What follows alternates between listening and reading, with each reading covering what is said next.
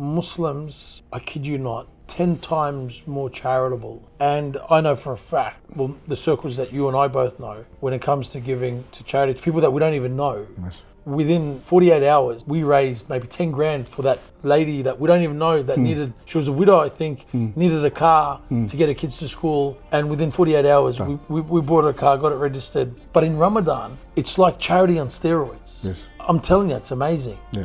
So from our tradition, our value, our belief in Islam is that in Ramadan, all your good deeds are multiplied. Yes. Significantly. I don't know what the number is exactly, tenfold I think it might be, I'm not sure. Yeah. And so the more charitable, you know, you got the rewards. But man, I'm telling you, I've never seen anything like it. Yeah. And I'll come to your charades in a moment. But I remember I went to a charity ball for a multinational company. Everybody's wearing their bow ties and whatever, and everybody looked nice. It was a gala dinner, you know. And they raised like 15 grand. Yeah, we do that.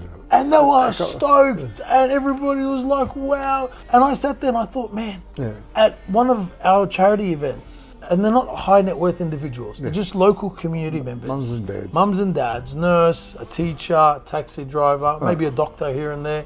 And we'll raise 150K, Easy. just like that. And it goes to people we don't even know. Yeah, that's another thing I've noticed since becoming Muslim, how much we give in charity, and it's obligatory of us to do so. And I know since becoming Muslim that I give more in charity, but again, another coincidence, am I making more money? Yes, I am. So, you know, there's something I think you might have mentioned about, there's a scientific fact about, you know, when you give in charity, the gratitude that you feel that you have by giving it forces you subconsciously to work harder so you can do it again. So you're not actually getting given more, you're actually just working harder to make more. And then, so like again, like I said, my business is making more money than it ever has.